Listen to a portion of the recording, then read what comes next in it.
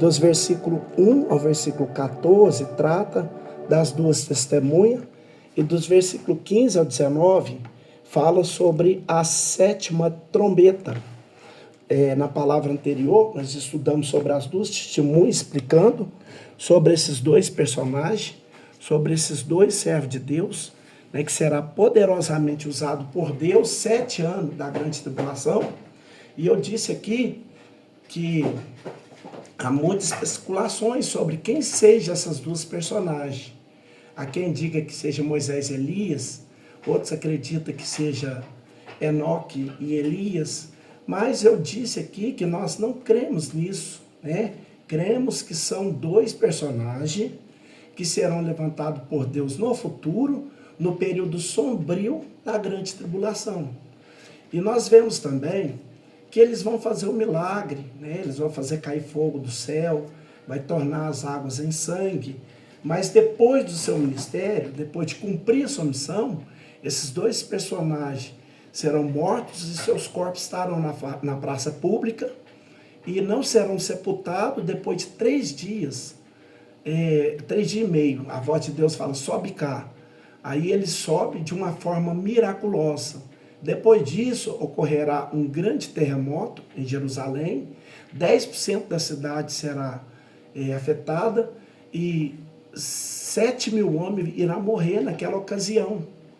E isso foi o que vimos na palavra que eu preguei passada. Hoje eu quero estudar o segundo tema, no capítulo 11, sobre a sétima trombeta, né? E eu gostaria de lembrar que o conteúdo da sete trombeta estão no texto, capítulos diferentes. Por exemplo, as 4 primeiras trombetas estão no capítulo 8 do livro do Apocalipse. A 5ª trombeta está no capítulo de número 9. A 6ª trombeta também está no capítulo número 9. E a 7ª trombeta está no capítulo 11. Então, no interlúdio desse intervalo entre a 6ª e a 7ª, no capítulo 10, do 11, ela estudou sobre esse texto, né, que João engole o livrinho trazido do céu, e ele fala das duas testemunhas. E hoje eu quero entrar no assunto da 7ª trombeta, né? Nós estudamos apenas 6 trombetas, mas você já sabe que no período da grande tribulação, entre esses 7 anos de tribulação, haverá 3 séries de juízo: 7 selos, 7 trombetas e 7 taças da ira de Deus. 21 juízes. Como nós estudamos acerca dessas 7 trombetas, nós vamos recapitular. Vai ser uma forma de reforçar o aprendizado e relembrar o que foi dito. E hoje nós vamos estudar a 7ª trombeta e relembrar o que é que vai acontecer quando os 7 anjos tocar a 7 trombeta. Então, nós vemos que o primeiro anjo toca a trombeta e vai haver saraiva e fogo, né? Será queimada a terça parte das árvores e toda a erva verde será queimada. E a terça parte da erva verde, isso vai fazer que haja fome na terra, porque haverá com certeza, vai prejudicar a lavoura, as plantações, e isso vai fazer com que haja fome durante 7 anos das grandes tribulações. Quando o segundo anjo tocar a trombeta, nós vamos perceber que vai atingir os oceanos, os mares. João diz que foi lançado no mar uma coisa como um grande monte ardendo em fogo. Nós dissemos aqui que não sabemos ao certo o fenômeno. Que fenômeno é esse? Pode ser meteoro, pode ser um asteroide, pode ser um cometa. Nós não sabemos certo o que é, mas que vai atingir os mares, vai. E a terça parte das criaturas marinhas vai morrer. A terça parte das águas vai se tornar vermelha, cor de sangue, e vai se perder a terça parte das embarcações. Vai ser uma catástrofe, uma tragédia, atingindo os mares, atingindo os oceanos. Quando o terceiro anjo toca a trombeta, nós vemos que vai atingir o quê? As fontes das águas. Vai cair do céu uma grande estrela, que mais uma vez, né, eu já falei, que não seja às vezes uma estrela propriamente dita, mas que seja um meteoro, um cometa, um meteoro, né, que vai atingir a fonte das águas, e a terça parte, 1/3 da fonte das águas potável será afetada, e os homens vão morrer de sede nesse período. Vimos que quando o quarto anjo tocar a trombeta, vai atingir os astros. O sol, a lua, as estrelas não darão seu brilho normalmente. A terça parte do brilho do sol, da lua, das estrelas serão afetados. Inclusive, eu disse que existe três interpretações possíveis, né? Existe a possibilidade de ser, na realidade, uns astros, né? Que serão tocados, né? Existe a possibilidade de ser um eclipse lunar, né? Ou solar, que vai atingir o brilho do sol, da lua, mas existe uma terceira possibilidade, né? Eu creio que essa seja mais coerente, que seja espécie de uma poeira cósmica, que vai impedir que o brilho do sol, o brilho da lua, o brilho das estrelas, assim como o dia, quando ele está nublado, né? E que nós sentimos, né? Não vemos o raio solar. Vimos também, quando o anjo tocar a quinta trombeta, que vai cair uma estrela do céu e vai ser aberta a chave do poço do abismo. E nessa quinta trombeta, aquela ocasião que vai surgir os gafanhotos gigantes. Inclusive, eu quero lembrar aqui que o registro das 4 primeiras trombetas são textos curtos, 1 ou 2 versículos só. Só que o registro dessa quinta trombeta são 12 versículos, que é exatamente aqueles gafanhotos gigantes, né, que 5 meses vai atormentar os homens, que nós podemos saber que é manifestação demoníaca, mas eu creio que aqueles gafanhotos não são demônios, são seres espirituais, né, mas também que são helicópteros lançando sobre a terra bombas químicas, né, o radiativo, né, do gafanhoto, a praga do gafanhoto, desde a época dos tempos bíblicos, ele atinge a lavoura. Só que esses gafanhotos, do 9, né, fala que vai atingir os homens. Diz que o seu tormento será como tormento de escorpião. E é nesse período que os homens vão procurar a morte vai fugir deles. Finalmente, nós estudamos sobre a sexta trombeta, quando João viu os horrores de uma guerra. João viu um grande exército com 200 milhões de soldados, e ele diz que aqueles que cavalgavam sobre esses cavalos, né, que tinham sobre fogo, jacinto, né, a cabeça do cavalo era com cabeça de leão, e saía fogo, fumaça e enxofre. Tudo nos leva a crer que a ocasião dessa sexta trombeta, João viu o horror de uma guerra, granada, bombas, tanque de guerra, armas poderosas, que João não tinha como descrever, e ele descreve como sendo cavalos e cavaleiros preparados para a batalha. Foram estas 6 catástrofes que nós vimos que ocorrerá no mundo durante o tópico dessas trombetas. Eu quero lembrar mais uma vez que muitas pessoas dizem que foram tocadas 4 trombetas, outras dizem que foi tocadas 6, que só falta 7, né? Nenhuma dessas trombetas foram tocadas ainda. Como podemos comprovar isso? Fácil. É só nós ler o texto bíblico e olharmos para trás.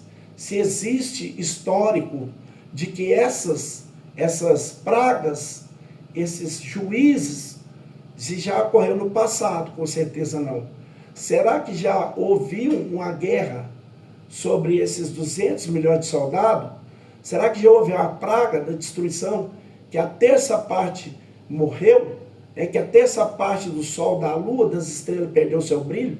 Tenho certeza que não. Por isso que eu creio que são eventos futuros, são escatológicos, proféticos, que vão cumprir no futuro próximo. Eu quero lembrar mais uma vez que as 3 principais interpretações do Apocalipse aqui tem a interpretação preterista, que crê que tudo aconteceu no passado durante o Império Romano. Existe a interpretação histórica que diz que está se cumprindo o Apocalipse na história do homem. Só que a nossa interpretação futurista, né, nós cremos que ainda vai acontecer, né, a partir do capítulo de número 6. Né? Então, hoje nós vamos estudar sobre a 7ª trombeta, que diferente das 6, A sétima trombeta não traz apenas uma mensagem de juízo e julgamento. Nós vamos perceber que a sétima trombeta, nós vamos perceber no texto bíblico que ela traz louvores, revelações do céu. Eu posso dizer que quando João viu as catástrofes que ocorreu na terra durante o toque dessas trombetas, ele viu a terça parte da terra sendo queimada, a terça parte dos mares, a terça parte das fontes das águas amarga, enfim, ele viu os horrores da terra, ele viu os gafanhotos, ele viu muita coisa correndo na terra. Mas agora, na sétima trombeta, porque João vai ver, ele vai ver coisas celestiais. É como fosse uma continuação daquele capítulo 4, onde João vê o trono da majestade divina, e é sobre isso que nós vamos falar hoje. Então, no capítulo 11, no versículo 15, que é o primeiro versículo que registra o toque da sétima trombeta, diz: com o sétimo anjo, a trombeta, o último anjo e a última trombeta dessa série de 7, ele diz que houve no céu grandes vozes, houve barulho, como que muitas pessoas falando lá no céu, grandes vozes que diziam assim: os reinos do mundo vieram ser de nosso Senhor e do seu Cristo, e ele voltará para todo sempre. E ele reinará para todo sempre. Eu gosto de trazer uma explicação que não significa dizer que na ocasião desse sétimo anjo que toca a trombeta, esse sétimo toque da trombeta, não significa dizer que o reino milenial já esteja aberto. Não. Como podemos provar? Há muitas coisas para ocorrer ainda. Nós podemos citar aqui que ainda haverá os 7 cálices da ira de Deus, que serão derramados. Está lá no capítulo de número 16, que nós iremos chegar nele.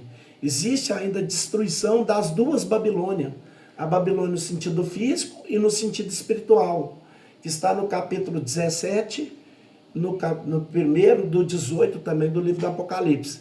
Existe também o retorno de Cristo, que está no capítulo 19, mas eu posso entender que o capítulo 11, versículo 15, que é o anúncio, está se aproximando.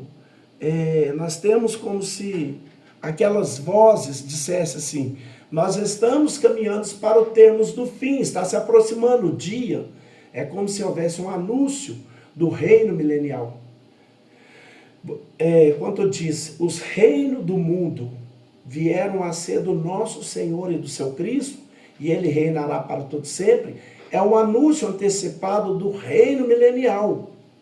E nós já estudamos aqui que o reino milenial, que nós vamos estudar mais uma vez com mais detalhe, quando estudarmos o capítulo 20, versículo de 11 a 6, sobre a sequência dos eventos escatológicos, vai haver várias manifestações para falar desse reino de 1000 anos, porque eu creio na literalidade. Jesus descerá nas nuvens do céu com poder e grande glória e vai reinar sobre o mundo inteiro através de Jerusalém. A partir de Jerusalém, nós somos nós cremos que esse reino é literal. Jesus estará aqui na terra reinando sobre a terra, dessa feita, para reinar por 1000 anos, e nós estaremos reinando com ele. Então esse versículo de número 15, mais uma vez eu repito, não significa dizer que a partir de então começa o milênio, não. Por que eu posso dizer isso? Porque ainda serão derramadas as 7 taças, os 7 cálices da ira de Deus. Mas é um anúncio, de que está se aproximando, que está chegando o fim dos reinos terrenos. Está chegando o reino de Cristo, quando ele reinará sobre toda a terra. Veja o que diz o versículo de número 16. Versículo 16, 17 diz: e os 24 anciãos que estão assentados em seu trono, diante de Deus, prostraram-se diante do seu rosto e adoraram a Deus, dizendo... Então, primeiro nós vamos relembrar quem são os 24 anciãos. Se você está acompanhando o ensinamento, você sabe que esses 24 anciãos, eles aparecem lá no capítulo 4 do Apocalipse. Na ocasião que João vê uma janela, uma porta aberta, né? Na verdade, que ele ouviu uma voz dizendo, sobe e cai. E ele teve esse arrebatamento de espírito. Quando João chega lá, ele não viu somente o trono de Deus. Ele viu ao redor do trono de Deus 24 tronos, detalhes. E esses tronos estavam ocupados. Estava ali 24 anciãos com coroas nas suas cabeças. Eu já expliquei aqui. A Bíblia não diz quem são esses 24 anciãos. Mas baseado numa promessa feita por Jesus. Lá em Mateus capítulo 19, versículo de número 28. Né? Veja o que a palavra de Deus nos diz. Jesus disse, em verdade vos digo que vós, que me seguistes, é uma promessa específica para os apóstolos, aqueles que seguiam Jesus durante seu ministério. Jesus disse, quando da regeneração, o Filho do Homem se assentar no trono da sua glória, também vos assentareis sobre 12 tronos, para julgar as 12 tribos de Israel. Então Jesus prometeu que aqueles apóstolos iam sentar em 12 tronos. Então, talvez você pergunte, mas é 24? Sim, são 24 tronos. E nós cremos que os 12 tronos restantes são os patriarcas. Possivelmente Abraão, Isaac, Jacó, José, os patriarcas que irão sentar nesses 12 tronos. Então João viu não só o trono de Deus, mas ele viu esses 24 tronos. E ele viu esses 24 anciãos aqui, que representa os salvos do Antigo e do Novo Testamento. Então eu posso dizer que há um grupo de tronos ilimitado, não só 24, mas esses que estão assentados sobre esses tronos, esses representam os salvos da antiga aliança e da nova aliança, do Antigo e do Novo Testamento. Então, no versículo 16 e 17, João disse, e os 24 anciãos que estão assentados em seu trono, diante de Deus, prostraram-se diante do seu rosto e adoraram a Deus. Eu quero lembrar aquilo que eu já falei, que há determinados serviços, trabalho que nós fazemos em prol do reino de Deus, que terá fim. Então, por exemplo, não haverá mais a necessidade no céu de intercessão, de evangelização, de ensino da palavra de Deus, de manifestação de dons espirituais, mas a adoração vai continuar. A adoração no céu é consecutiva, não só pelos seres angelicais, mas também pelos 24 anciãos. E esses 24 anciãos se prostraram, se curvaram diante de Deus. E começaram a adorar. Como é que eles diziam na sua adoração? Eles diziam assim, graças te damos. Então, nesse louvor, nós observamos o quê? Essa expressão de gratidão. Que coisa mais preciosa. Até mesmo aqueles que estão no céu, eles adoram a Deus agradecendo. Graças te damos. E isso é uma lição que nós aprendemos. Nós vivemos numa época em que muitas pessoas só buscam a Deus para pedir, para buscar, para receber. Mas nós devemos nos aproximar de Deus com esse sentimento de gratidão. Jesus fez isso, né? Multiplicou pães. Jesus tomou o pão e, tendo dado graça, ele agradeceu. Isso nos ensina que nós também devemos adorar a Deus e devemos ser gratos, reconhecendo tudo que ele já fez, que Deus já nos concedeu. Mas ele não só agradeceram nesse louvor, nessa adoração, eles disseram assim, graças te damos, Senhor. E esse termo aí, Senhor, não é um pronome de tratamento. Quando ele se dirige a Deus, falando sobre Senhor, não é um pronome de tratamento. Não é como nós dirigimos, né? Mas é prova que nós damos a pessoas que merecem respeito. Não. Esse título aí no original é filhos, né? esse aí é da soberania daquele que está sentado no trono, daquele que governa e domina todas as coisas.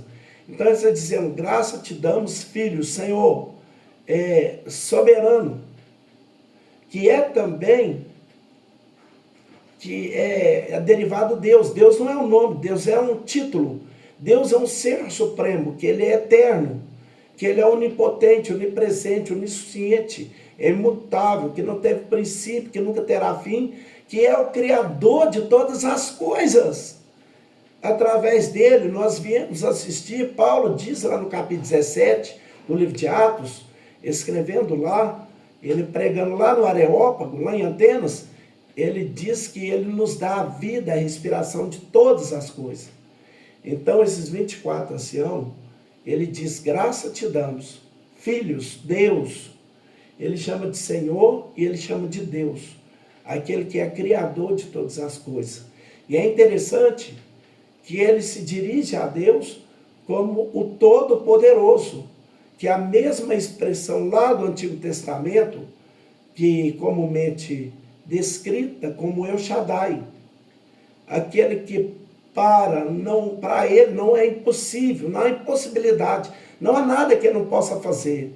Aquele que Jó, no capítulo 40, versículo 2, ele diz assim, bem sei eu que nenhum de seus pensamentos pode ser impedido.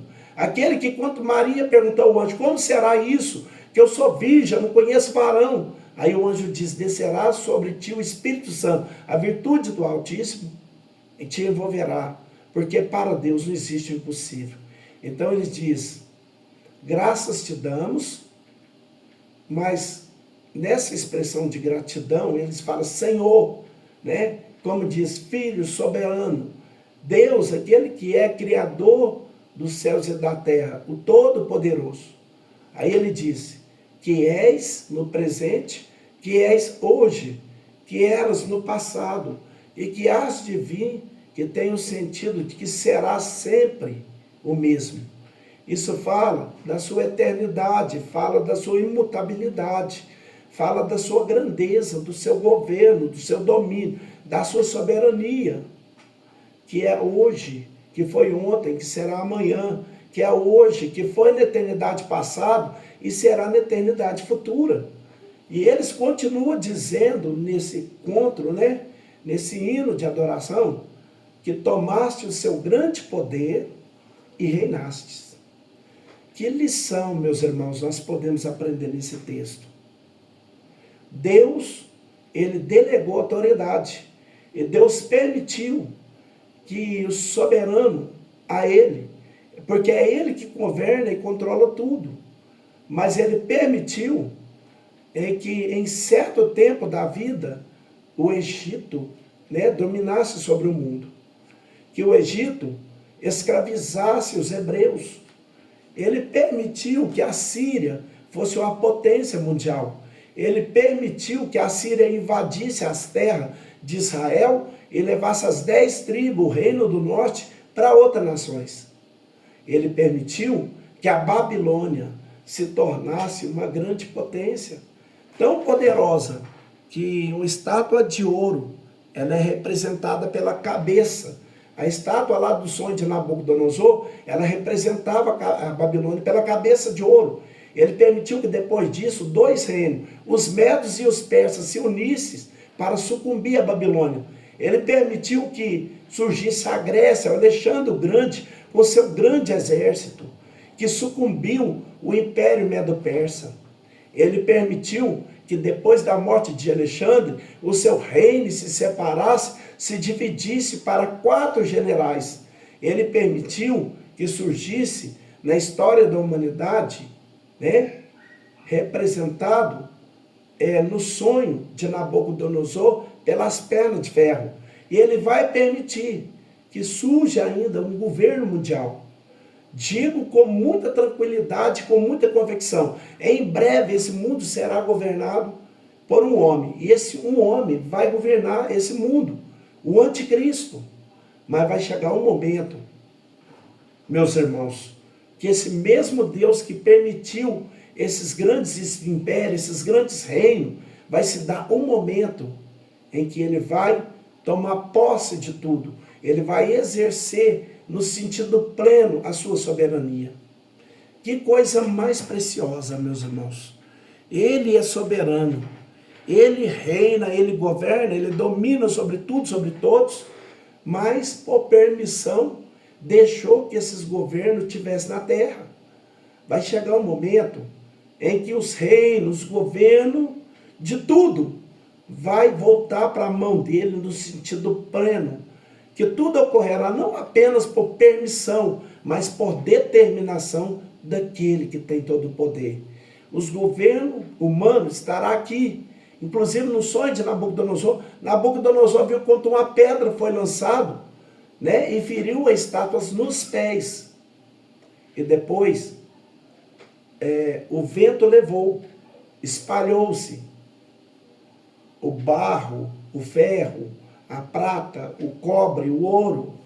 Mas aquela pedra que foi lançada sem auxílio de mão, que feriu a estátua no pé, cresceu e encheu o mundo inteiro.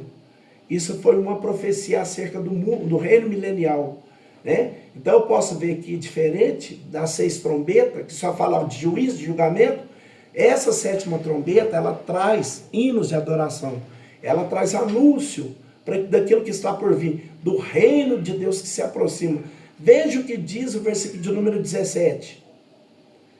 Aí o texto diz: graças te damos, Senhor Deus Todo-Poderoso, que és, que há de vir, que tomasse o teu grande poder e reinasse. Em outras palavras, que agora vais exercer no sentido pleno, né, toda a sua soberania, que não vai mais permitir governo humano, né, porque o seu governo será pleno, completo, total, perfeito e absoluto nas tuas mãos. Versículo de número 18, o texto diz: iraram-se as nações. Por quê? Porque as nações da terra, meus irmãos, vão estar debaixo da ação de Satanás, através do anticristo, do falso profeta. As nações vão estar iradas na terra. Nesse período de juízo, de julgamento, as nações estarão debaixo dessa ordem do anticristo. As nações vão se irar, vão partir para Jerusalém, né, para destruir os judeus, né?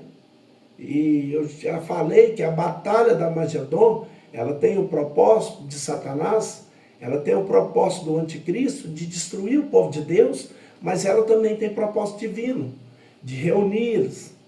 É uma batalha para pelejar, para destruir aquelas nações que vieram contra Jerusalém.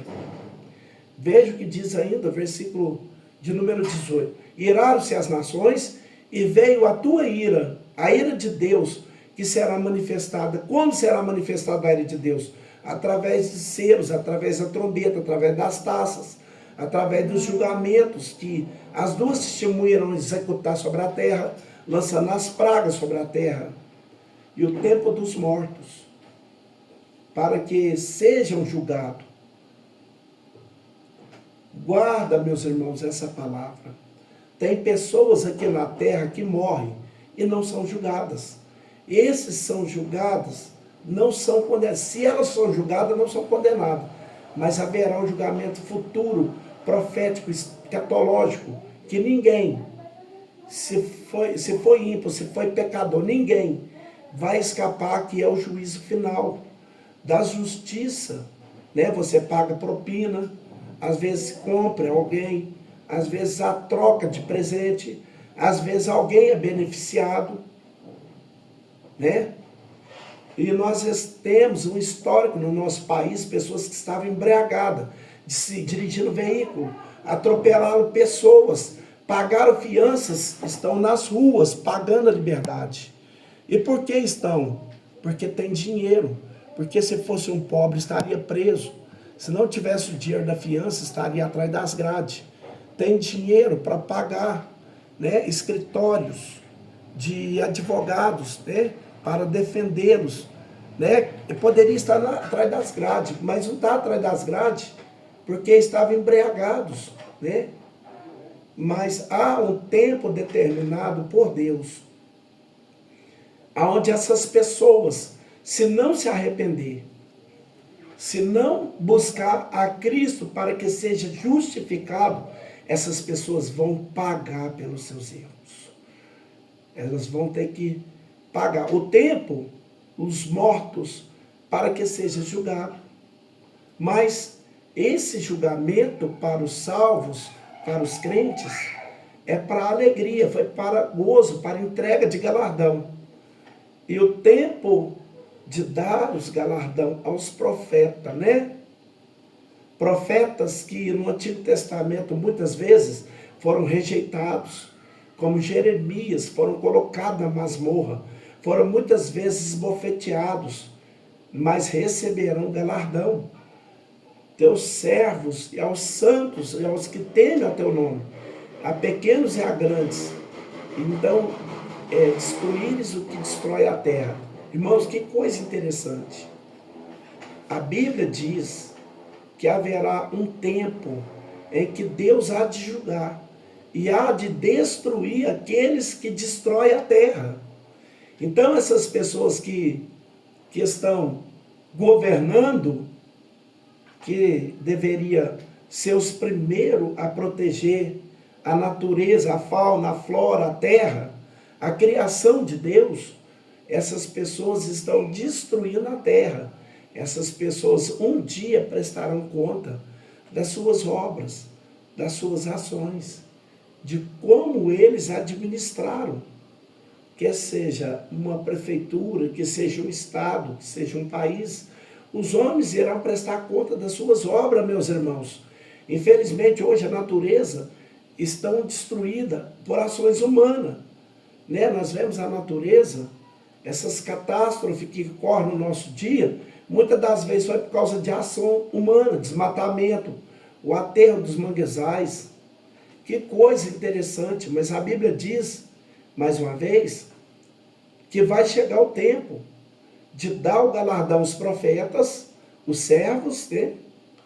Aos santos de Deus e aos que temem ao teu nome, a pequenos e também a grandes, e ao tempo de destruíres o que destrói a terra. Haverá um tempo de uma prestação de conta, onde os homens prestarão conta de suas obras, de seus atos, das suas ações. Finalmente, o versículo de número 19, que é um texto muito interessante, que fala que abriu-se no céu o templo de Deus. Que maravilha! É claro que não pode ser o templo que foi construído por Salomão, claro que não, mas é como se estivesse lá no céu, é como se existisse no céu um templo, né? Um lugar de culto, um lugar de adoração. Mas João disse que abriu não só o templo, mas ele viu lá algo interessante. Ele diz, e a arca do seu concerto foi vista no seu templo. E o que é essa arca? A arca da aliança, a principal peça lá do tabernáculo.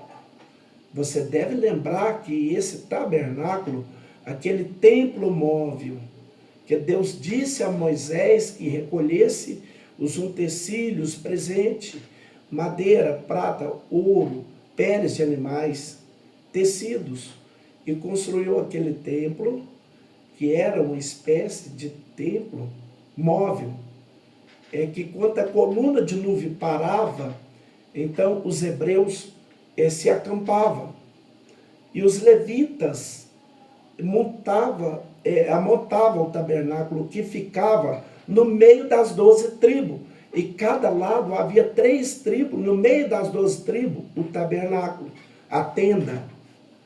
E ali, naquele tabernáculo, havia 3 divisões, o átrio, o lugar santo, o lugar santíssimo.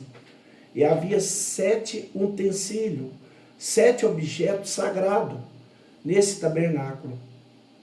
O altar dos holocaustos no átrio, a pia de bronze. No altar dos holocaustos, o sacerdote oferecia sacrifício. Na pia de bronze se lavava, de bronze. Quando eles entravam lá no lugar chamado santo, tinha 3 objetos. Já preguei isso na igreja. O altar de incenso, o candelabro e a mesa com os pães.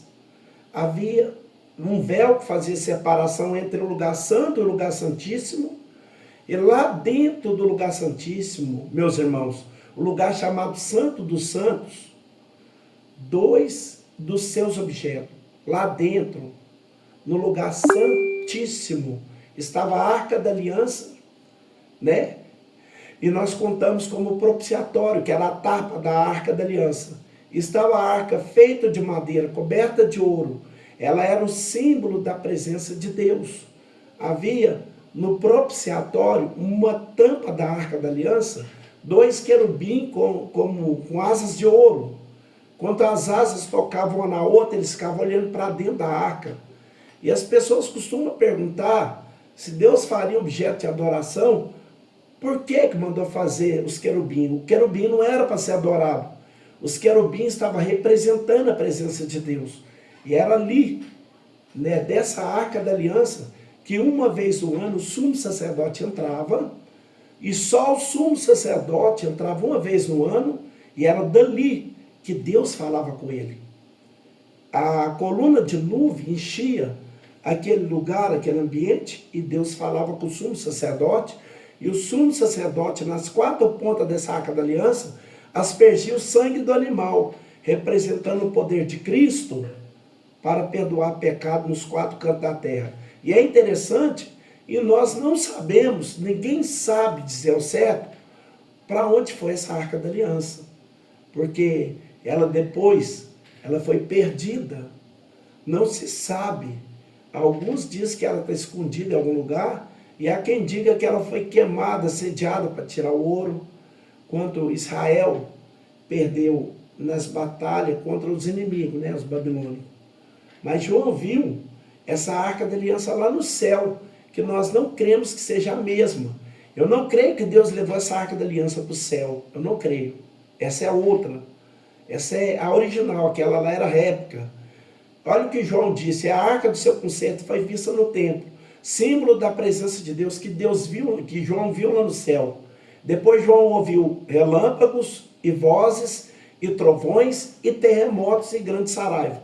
Eu quero te chamar a atenção para o final desse versículo, porque nós dizemos que sobre todas as trombetas há juízo.